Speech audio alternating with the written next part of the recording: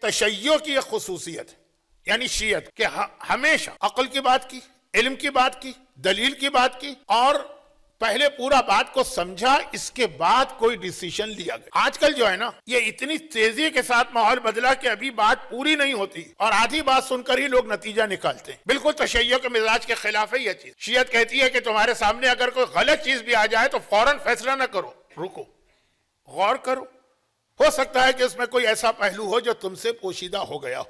ایک بات میں ضمناً عرض کر دوں کہ چونکہ آج کی رات امام زمانہ کے حوالے سے بھی ہے اور امام زمانہ کے حوالے سے ہے، تو بہت اہم موضوع ہے مرجعیت۔ بس آگے شاید میں اس کا کوئی ربط ملاؤں، فی الحال نہیں۔ ایک آدھ بات مرجعیت کے حوالے سے چونکہ تمہیدی باتوں میں آ جائے گی، اس لیے آپ یہ نہ سمجھیں کہ میں موضوع سے کہیں باہر جا رہا ہوں۔ پوری بات ہمارے یہاں آدھی بات سن کے فیصلہ کرنے کا رجحان بہت بڑھ گیا۔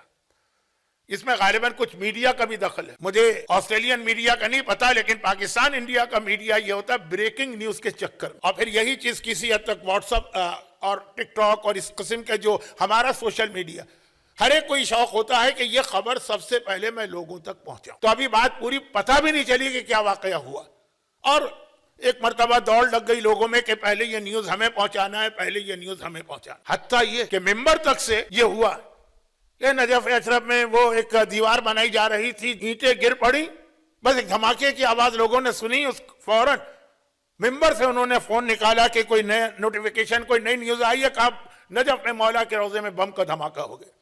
میں خود بیٹھا تھا اس مجلس، اس لیے کہ اطلاع فوراً پہنچانا ہے تاکہ ذرا سا اس میں شہرت کا پہلو ہوتا۔ پتہ چلا وہ مزدور کام کر رہے تھے، کسی کے ہاتھ سے کچھ اینٹیں پھسل کے زمین پہ گر پڑی، اس کی آواز آئی، ذرا سی بھگدڑ مچی اور لوگوں نے کہہ دیا کہ بم کا دھماکہ۔ تو یہ جو سلسلہ شروع ہوا کہ پوری بات سنے بغیر آدھی بات پہ فیصلہ کر، اچھا یہ ظلم قرآن کے ساتھ بھی ہو رہا ہے، یہ ظلم حدیث کے ساتھ بھی ہو رہا ہے، اور یہ قرآن اور حدیث کی جب میں بات کر رہا ہوں تو یہ بہت ہی سیریس اب بات ہو رہی ہے۔ آدھی آیت پڑھی جاتی ہے، نتیجہ نکالا جاتا ہے۔ مثلا اسی آسٹریلیا میں ایک سینٹر کا طریقہ ہے کہ جب کوئی مر جاتا ہے تو قرآن کی آدھی آیت انا للہ و انا الیہ راجعون جو ہمیشہ سے رائج سے نہیں، ایک نئی آیت نکالی، آدھی آیت نکالی کہ جو مرنے والا ہے اس کو رسول اور علی آ کے بشارت دے۔ لیکن وہ آیت شروع یہاں سے ہو رہی ہے، جو لوگ ایمان لائے اور ساری زندگی تقوی اختیار کیا ان کو رسول اور علی بشارت دیتے ہیں۔ یہ آیت کی بات میں کر رہا ہوں، روایت بھی نہیں۔ جو پیغام تھا وہ پیغام ہی بدل دیا گیا آیت کے پہلے ٹکڑے کو کاٹ کر۔ اور یہ اس کے ساتھ بھی، اس کے علاوہ بھی کئی آیات کے ساتھ یہی ظلم ہوا۔ وہابیت کیا ہے؟ وہابیت اسی کا نام۔ آدھی آیت لیتے ہیں کہ شفاعت کوئی نہیں کرے گا، اللہ بیز نہیں چھوڑ دیتے ہیں، ہاں مگر جسے اللہ اجازت دے وہ شفاعت کر سکتا۔ آدھی آیت لیتے ہیں کہ علم غیب صرف اللہ کے پاس ہے، آدھی آگے کی آیت چھوڑ دیتے ہیں الا من ارتضی من رسول، مگر جن رسولوں سے راضی ہو جائے اسے بھی اللہ علم غیب دے دیتا۔ یہ خرابی ہم میں آ گئی، یہ ہم میں نہیں تھی پہلے، لیکن یہ آ گئی۔ آدھی بات سنی، نتیجہ نکالا۔ اب مثلا یہ دشمنان اہل بیت کا طریقہ تھا، ہر چیز میں جلد بازی۔ مثلا کا مطلب یہ نہیں ہے کہ میں فرضی بات کہہ رہا ہوں، تاریخ کے دو واقعات سن لی۔ ایک ہی واقعہ، نعمت خان عالی، شاید حیدرآباد کے لوگوں نے یہ نام سنا ہو، کیونکہ اورنگزیب عالمگیر کے وزیر تھے اور بہت ہی عقل مند آدمی تھے۔ پہلے خالی وزیر تھے، پھر اپنی عقل مندی اور دانش مندی کی بنا پہ اتنے قریب ہوئے کہ اورنگزیب نے ان کا ٹائٹل رکھ دیا مقرب خان۔ پھر اور زیادہ ان کی عقل مندی سامنے آئی تو ان کا ٹائٹل رکھ دیا دانش مند خان۔ اورنگزیب عالمگیر بدترین دشمن تشیع کا۔ وہ آج کل انڈیا میں بھی عالمگیر کے حوالے سے بہت ساری باتیں چلتی ہیں نا کہ بہت ہی ظالم بادشاہ تھا، اور واقعاً تھا۔ ہندوؤں کے واقعات بھی ہیں، سکھوں کے واقعات بھی ہیں، اور شیعت کے جو پیچھے پڑا رہتا تھا شیعت کا خاتمہ کرنا تھا۔ یہ الگ بات ہے کہ اس کا اپنا بیٹا شیعہ تھا جو اس کے بعد حکمران بنا۔ وہ رول ہوتا ہے کچھ شخصیتوں کا جو چھپ کے دین کی خدمت کرتی۔ ہو سکتا ہے کہ نعمت خان عالی، کہا جاتا ہے کہ عالمگیر کے بعد انڈیا میں زوال آ گیا مسلمانوں کو۔ کیوں؟ اس نے اپنی زندگی کے 20 سال کیپٹل سے دور گزار دی، نتیجے کے اندر پورا ایڈمنسٹریشن جو تھا وہ ختم ہو کے رہ گئے۔ اور 20 سال دور کیوں گزار دیے؟ ساؤتھ انڈیا میں شیعہ اسٹیٹ، احمد پور، بیجا نگر، گولکنڈا، 20 سال ان کے خلاف جنگ کرتا رہا تاکہ ان شیعہ حکومتوں کا خاتمہ کرنا۔ لیکن اس کا اپنا وزیر پکا شیعہ، اپنے عقیدے کو چھپائے ہوئے. ایک جملہ میں اس لیے عرض کر رہا ہوں کہ یہ چونکہ یوٹیوب پر یہ کلپ آ گئے ہیں، ورنہ میں یہ بات نہیں کہتا، اس سے مقصد ہی ختم ہوتا ہے. پاکستان کے ایک بہت ہی مشہور اہل سنت کے عالم ہیں مولانا طارق جمیل، اور وہ اس وقت اس انداز سے اہل بیت کے فضائل اور مولا علی کی غدیر خم والی ولایت کو بیان کر رہے ہیں. کیونکہ یوٹیوب پہ یہ کلپ موجود ہے اس لیے میں ان کا نام لے رہا ہوں، ورنہ نام نہیں لیتا. تو یوٹیوب پر کلپ ہے کہ ہمارے ایک بہت ہی مشہور عالم نے، ان سے ایک دفعہ سوال کیا کہ جب آپ یہ ساری چیزیں جانتے ہیں اور مانتے ہیں تو شیعہ کیوں نہیں ہو جاتے؟ یہ جملہ میں نے میلبرن کے ممبر سے بھی ایک صاحب کی زبانی سنا. کیا فائدہ ایسے فضائل پڑھنے کا کہ جب تم شیعہ نہیں ہوتے؟ تو ان کا جواب یہ تھا کہ اگر میں شیعہ ہو جاؤں تو شیعت کو وہ فائدہ نہیں پہنچا سکتا جو میں ان کے درمیان ان کی صفوں میں رہ کر ان جیسا بن کے فائدہ پہنچا رہا ہوں. اور یہ بہت اہم اصول. یوں اعتراض کر دینا بہت آسان ہے کہ جی کیوں نہیں شیعہ ہوتے، وہ سمجھیے ہوگا شیعہ جس نے علی کی ولایت کو مان لیا. لیکن مسئلہ یہی ہے کہ ہماری طرف آ جانا زیادہ فائدہ مند ہوگا یا وہاں رہ کر وہ کام کرنا. یہ پوری شیعت کی تاریخ. ہمارے ہاں کتنے ہی ایسے بڑے بڑے علماء اور وزیر گزرے ہیں جنہوں نے اس موقع سے فائدہ اٹھایا، کیونکہ شیعت نام تو علم کا ہے، علم تو یہیں ملتا تھا. مجبور تھے وہ لوگ.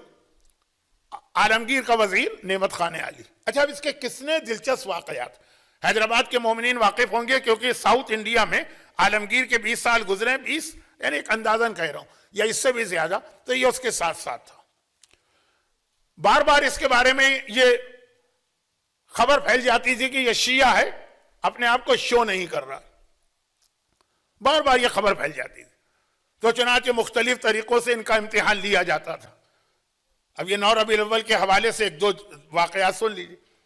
ایک مرتبہ عالمگیر نے پکڑ کے سامنے بٹھا لیا نعمت خان علی، ایسا فارسی کا بہترین پوئٹ بھی، اور عقل مندی کے اعتبار سے تو آخر میں اس کا ٹائٹل تھا دانش مند خان. تو اور سوال کیا کہ صحیح بتا دو تمہارا عقیدہ کیا ہے. اچھا بادشاہوں کے پاس ہر ایک کے بارے میں جو ہے وہ لوگ تہمتیں لگاتے ہیں ایک دوسرے کو ڈیگریڈ کرنے کے لیے بھی، تو اس طرح ہر ایک کی بات مانی بھی نہیں جا سکتی. صحیح بتا دو. تب اس کا وہ مشہور شعر جو آپ نے سنا ہوگا، بارہا گفتم، ارے پھر فارسی شروع ہو گئی، بارہا گفتم بتو اے شہر یار، چہار یارم چہار یارم چہار یار. اے شہر یار یعنی اے بادشاہ وقت، کتنی بار میں آپ سے کہہ چکا ہوں کہ میں چار یاری ہوں، چار یاری ہوں، چار یاری. عالمگیر مطمئن ہو گیا کہ چار یار والا تو ہمارا ہم عقیدہ. لیکن اگر جمع کریں چار یارم چار یارم چار یار تو یہ کتنے بنیں گے؟ تو اب یہ اس انداز سے بڑی عقل مندی اور دانش مندی کے ساتھ، بہت مشہور اس کا شعر ہے، بارہا گفتم بتو اے شہر یار، چار یارم چہار یارم چار یار. اچھا عالمگیر کا تو مسئلہ حل ہو گیا، لیکن خبریں تو پھیل رہی تھی کہ یہ ہے تو شیعہ، کہیں نہ کہیں کسی انداز سے ظاہر تو ہو جاتا ہے. ایک بار یہ طے کیا کہ اس کو بالکل، اب یہ اس واقعے کی وجہ سے میں نے اس کا ذکر چھیڑ دیا، 5-7 منٹ لے لیے کہ پوری بات سنا کریں یا پوری تحقیق کیا کریں پھر کوئی نتیجہ نکالا کریں. اس میں ضمناً یہ بات آ گئی. ایک بار یہ طے ہوا اس کا امتحان لینے کے لیے کہ جتنے بھی عالمگیر کے وزیر ہیں اور مشیر ہیں اور جتنے بھی وہ ٹاپ کے لوگ ہیں نا، وہ سب ایک محفل میں جمع ہوں گے،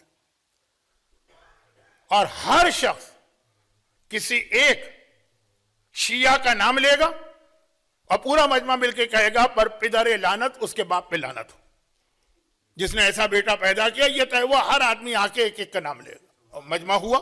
بہت مشہور واقعہ. ایک نے کہا سلمان فارسی، مجمع نے آواز بلند کہا اس کے باپ پہ لعنت. کسی نے کہا ابو ذر غفاری. سب کو ایک ایک نام لینا. اب یہ نام لیتے ہوئے بھی میں ذرا سا شرمندگی محسوس کر رہا ہوں، لیکن جو ٹاپ کے شیعہ تھے، سلمان فارسی ہیں، ابو ذر غفاری ہیں، مقداد ہیں، عمار ہیں، بلال ہیں، ذو الشہادتین ہیں، وہ مظلوم شخص ہے جس کا بہت کم تذکرہ ہوتا ہے، خالد ہیں، سب ایک ایک کر کے نام لے رہے. آخر میں ان کی باری آئی، انہوں نے بھی ایک شیعہ کا نام لیا، مجمع نے بآواز بلند کہا اس کے باپ پہ لعنت. اب انہوں نے کس کا نام لیا؟ محمد ابن ابی بکر. اب مجمع تو جوش میں تھا نا، سارا کا سارا باپ پہ لعنت ہے، کہ اس کے باپ پہ لعنت کرنے کے بعد سوچا یہ ہم نے کس پہ لعنت بھیج دی ہے، یہ تو اپنے آپ پر ہی لعنت آ گئی ہے، کس کے اوپر؟ اب میں کیا آگے عرض کروں؟ یہ شیعت کا مزاج کبھی نہیں رہا۔